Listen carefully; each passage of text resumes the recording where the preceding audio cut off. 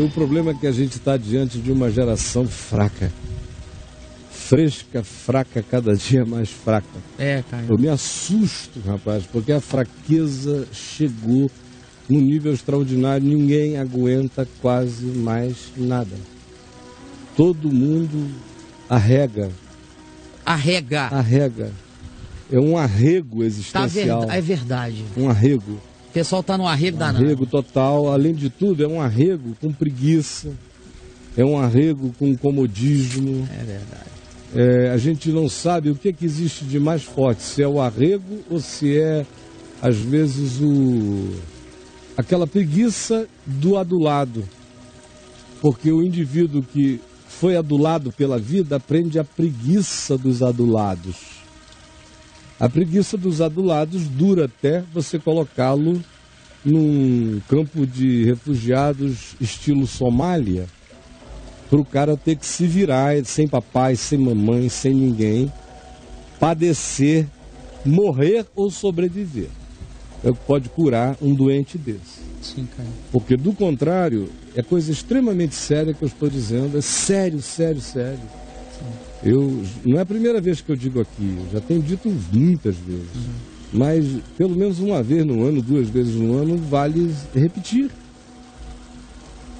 Por exemplo, eu sinto que o meu bisavô foi fisicamente, claro, isso aí é quantificável, foi mais forte do que o meu avô. Fisicamente, em todos os sentidos. Mais robusto. E mais longevo. Muito mais. Meu avô viveu 104 anos e morreu porque quis, né? Eu já contei a história. Já contou aqui. Ele decidiu que não queria mais, estava cansado. Ficou 1 mês sem comer até que morreu. Sem nada, sem doença. Simplesmente disse, tá bom, obrigado. Parei aqui, vou parar aqui. Tá todo mundo criado, quero ir. Só tá frio para mim, tá gelado, deixa eu ir. Foi bem.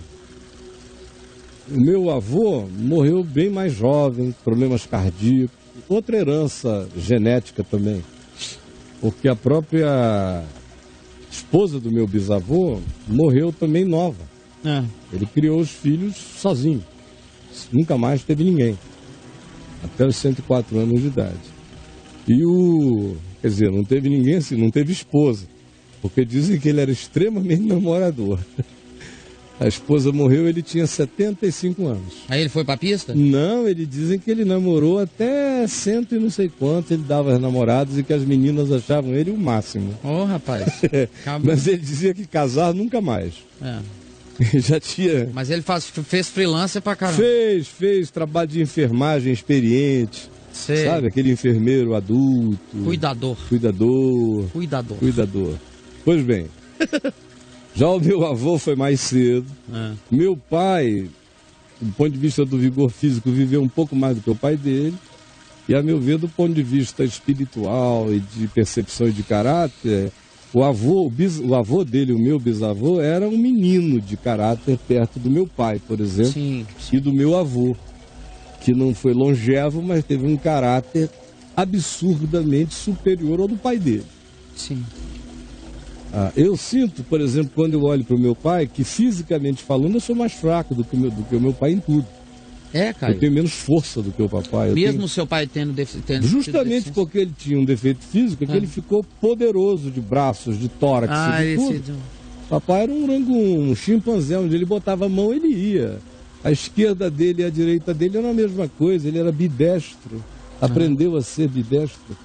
Pregava com essa aqui, pô, acabava, ele jogava o martelo aqui, pá, cansava essa aqui, ele pô, serrava com essa, serrava com aquela. O pessoal que trabalha aqui sabe que não é qualquer um que serra com as duas, com a habilidade de pregar um prego com as duas, fazer tudo com ambas. Ele era todo duro.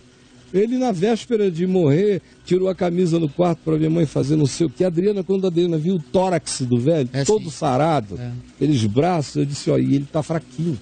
Quando ele era poderoso, era todo denso, aquela musculatura forte, idoso.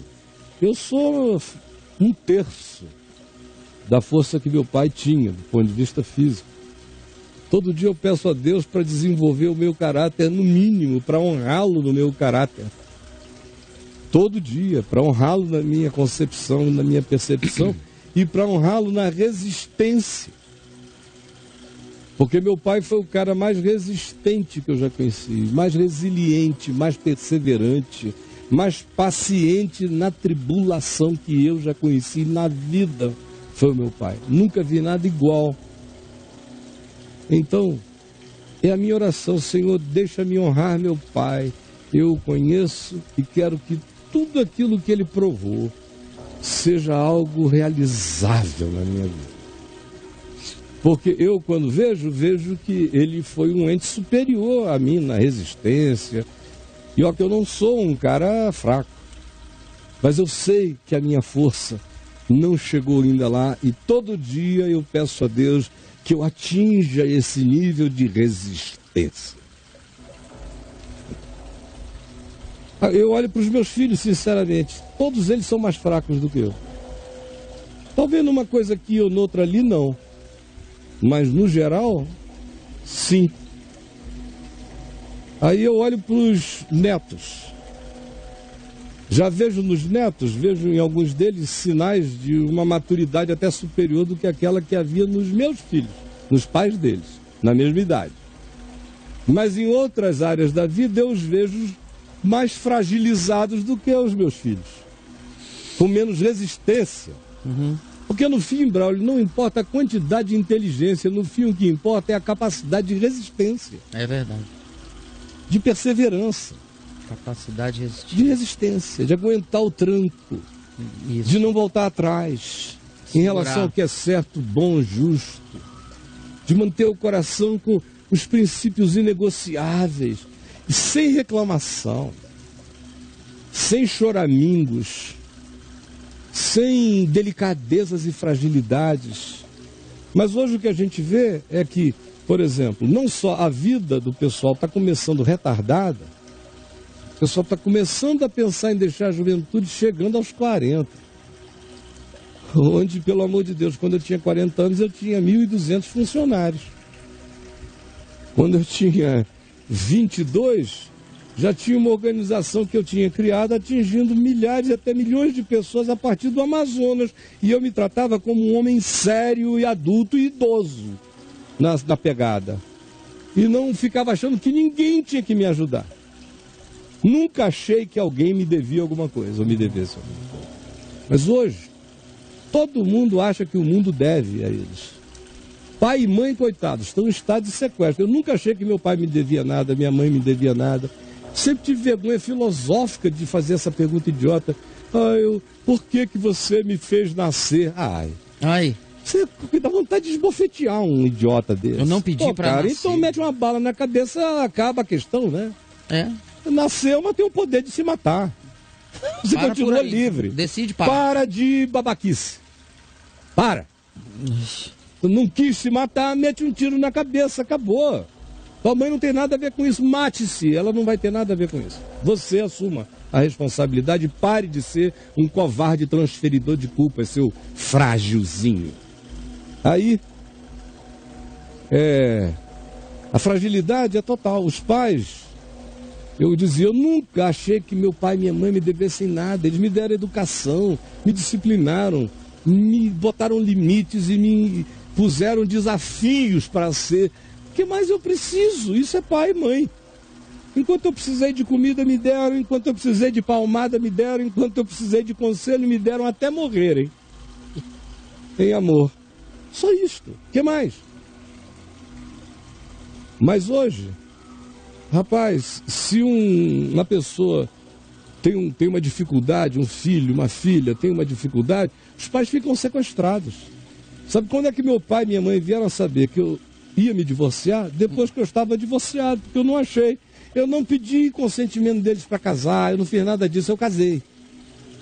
Então por que eu vou envolvê-los?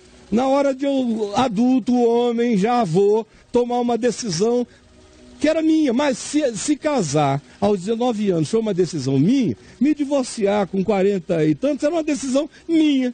Mais ainda. Só comuniquei, não tem essa história de sequestrar, dizer o que eu vou fazer, e agora? Bom, todos se aviadaram nesta geração. E todos carecem de um cacete de Deus para fazê-los virarem gente. Porque está horrível. Horrível. A delicadeza, o surto, o congelamento mental, o frisamento emocional e o capricho de dizer tem que ter do tamanho que eu quero, com as montantes que eu quero, do jeito que eu quero, senão eu não quero. Ah, minha gente. Aí, olha, sinceramente, nem Deus se oferece para ser solução para uma pessoa como você. Nem Deus. Porque o Deus que eu conheço diz que a graça dele é sobre aquele que sai andando e chorando enquanto semeia. E que voltará com júbilo trazendo seus textos. O Deus da vida me ensina que se o Senhor não edificar a cidade, em vão trabalham os que a edificam. Mas os que a edificam, trabalham. Trabalham duro. O Deus que eu conheço me ensina que se o Senhor não guardar a cidade, em vão vigia a sentinela, mas a sentinela vigia de olho bem aberto. O Deus que eu conheço me diz: quem não trabalha, que não coma. O Deus que eu conheço me diz: é assim mesmo, no mundo tereis aflições, dificuldades, problemas, um monte de coisas não darão certo. A maior parte delas não dará certo, mas tem de bom ânimo. Eu venci o mundo. Significado de ser não é fazer dar certo. Significado de ser é, dando certo ou não dando certo, perseverar até o fim naquilo que é o chamado para ser, para viver, para não voltar atrás. O Deus no qual eu creio me diz que o justo viverá pela fé. Fé é também resistência. Fé é tenacidade. Fé é fidelidade. Fé é resiliência. Fé é coragem. Fé é bom ânimo. Fé vem carregada de esperança. Não existe fé desesperançada, nem esperança sem fé. Aquele que perseverar até o fim, esse será salvo. É na vossa perseverança que ganhareis as vossas almas. E o que eu vejo em volta é gente que não aguenta o menor saculejo de nada. Eu cresci numa geração em que, especialmente no Amazonas, onde eu nasci, uma mulher para conseguir ter 5 filhos, em geral, perdia 3. Perdia 3. E não ficava em depressão, fazia parte do processo. Hoje em dia, eu atendo pessoas que estão em depressão porque perderam, abortaram um feto de 2 meses. E entraram numa depressão. Tiveram que ir para o psiquiatra. Vocês vejam o nível de fragilidade. Outro dia eu estava conversando com um amigo que me disse: olha, eu perdi meu filho há 35 anos e até hoje eu não me recuperei completamente. E você? Porém, honestamente, recuperado completamente desde o início. Desde o início. Eu não perdi filho. Não perdi nada. Continuo a ser pai dele, com uma vantagem. Ele é o único com o qual não me preocupo nunca mais. Ele está para além da tentação, da inflação, da angústia, da sedução, da perdição, do engano. Ele está glorificado, ele é Cristo em glória. Por que eu vou ter alguma angústia e sentimento de não recuperabilidade se meu filho virou um cristinho? Co-herdeiro de Deus em Cristo Jesus é um Cristo. Por quê? Estou recuperado completamente. E estou tentando ensinar todo mundo que vive comigo a me amar e tudo mais, mas não ficarem sem recuperação de mim jamais. Porque se o Evangelho não produzir essa resistência para comer o que tem, o que pode, o que dá, o que consegue, o que não consegue, se tem emprego bom, se não tem emprego, só tem trabalho, amém, aleluia. Se o trabalho paga menos do que eu sei que tem valor profissional no mercado para receber, não faz mal. Eu não estou conseguindo me empregar, quero comer, vou trabalhar, amém. Ao invés de ficar deprimido em casa, mandando currículo só pela internet, e se não vier nada no fim do dia, diz: Deus me abandonou. Ah, pelo amor de Deus, cara. Pelo amor de Deus. É muita fragilidade. E o mundo vai ficar brabo, vai ficar feio. O que nos aguarda serão tempos de muita tribulação, dificuldade no planeta todo. Vocês estão achando que isso vai ficar lindo, maravilhoso, paradisíaco? Quando? Com base em quê? Em que lógica? Só se for um sonho romântico. Porque eu olho para a Europa, ela não vai ficar melhor. O Oriente Médio, infelizmente, não vai ficar melhor. A América Latina, com as tendências estabelecidas, vai piorar. É uma ilha de alívio aqui, outra ilha de alívio ali. Mas, em geral, nós estamos sendo tecidos na malha da fragilidade. Fragilidade em todos os sentidos. E os espíritos humanos, as almas humanas vão ficar tão indefesas e tão idiotadas, e tão aviadadas, e tão abichalhadas, e tão sem a varonilidade da fé e da resistência no coração, que, como diz Jesus no Evangelho de Lucas, os homens desmaiarão de terror pela expectativa das coisas que sobrevirão ao mundo. O que nos aguarda dentro de alguns anos vai ser gente andando pela rua e caindo desmaiada de pânico. Escrevam o que eu estou dizendo. Quer escrever? Desafio você a escrever. Escreva, por favor. Eu não sei em quanto tempo, mas vocês que são mais jovens verão. Verão no centro de São Paulo o cara andando, daqui a pouco caiu. Pô. Vai ter tanta gente desmaiando que as pessoas vão ficar cínicas. Que já sabem que foi uma crise de angústia, de pânico. Foi um colapso de pânico. A quem você atribui isso?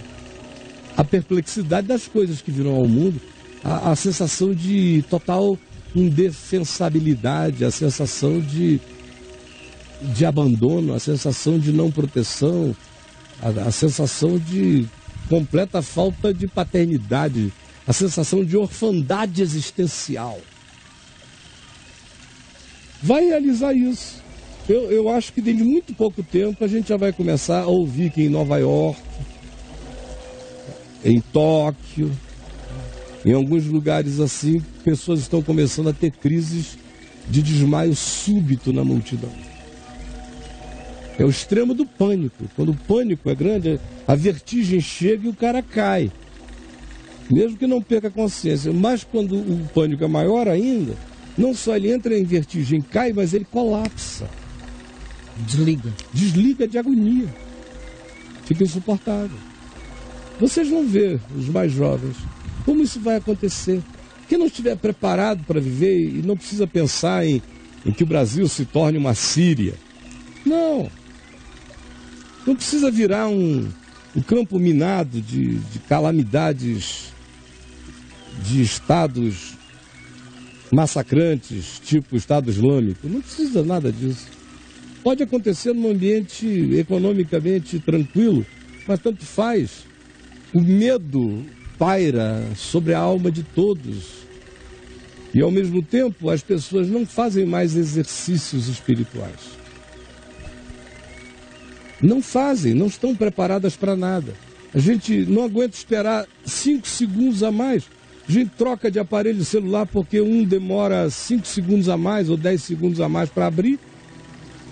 Imagina se a gente está preparado para esperar, para aguentar, para resistir, para encarar, para não correr ou para fugir com vontade de viver, de ajudar, de socorrer enquanto vai. De jeito nenhum. Nossa fragilidade é inconcebível. Eu vejo cada vez mais todo mundo tendo tudo.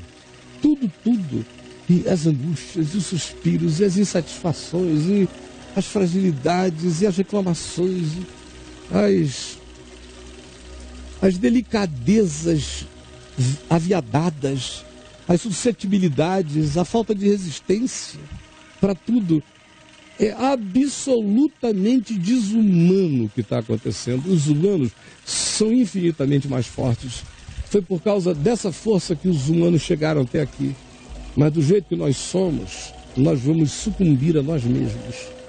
Nós estamos criando tecnologias que nos enfraquecem, criando projeções sociais e econômicas que nos iludem e projetando para o caminho humano uma busca paradisíaca de um sucesso que supostamente traz alguma forma de satisfação ao coração e que não conta com tudo quanto é bem real e essencial da vida. Tudo que trouxe a humanidade até aqui, que constituiu os pilares da vida, nós derrubamos, nos involucramos de confortos digitais na palma das nossas mãos, ficamos com expectativas absolutamente mentirosas e ilusivas acerca do que seja a vida e buscamos uma satisfação que não existe, que é apenas uma miragem do príncipe deste mundo enganando os veados planetários. E todo mundo ficando dia a dia mais frágil, mais frágil, mais frágil, sem capacidade para aguentar um tranco. O pai morre, o cara quer morrer. A mãe morre e ele não é nem criança órfã, já é adulto. Ele fica deprimido 3 anos, não sabe se levanta. Perde o emprego, fica 3 anos se recuperando para tentar voltar ao tema. É tudo um negócio inconcebível. Desculpem, eu não vim aqui falar isso tudo. Mas acabou que eu estou falando demais.